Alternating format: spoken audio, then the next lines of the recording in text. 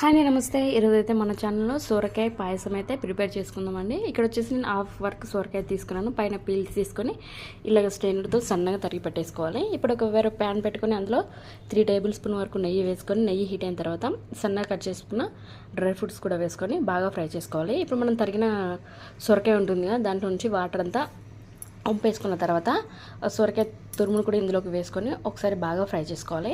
ఇలా ఫ్రై చేసుకున్న తర్వాత నేను ఒక 2 టేబుల్ స్పూన్ వరకు సేమియాని కూడా వేసుకుంటున్నాను. ఇలా వేసుకొని మరొక 2 మినిట్స్ పాటు బాగా ఫ్రై చేసుకోవాలండి. ఇప్పుడు నానబెట్టిన సగ్గుబియ్యం కూడా వేసుకొని మరొక 2 మినిట్స్ పాటు బాగా ఫ్రై చేసుకోవాలి. మనం ఎంత ఫ్రై చేసుకునే పాయసం అనేది అంత టేస్టీగా ఉంటుంది. చూడండి, మనకి సొరకాయ స్మెల్ అనేది రాకుండా బాగుండాలంటే బాగా ఫ్రై చేసుకోవాలి.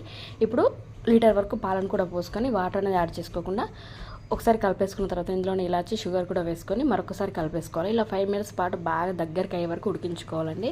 చూడండి, మనకి ఇలా దగ్గరికి అయ్యే వరకు ఉడికించుకుంటే మనకి ఎంతో టేస్టీగా ఉండే సొరకాయ పాయసం అనేది రెడీ అయిపోతుంది.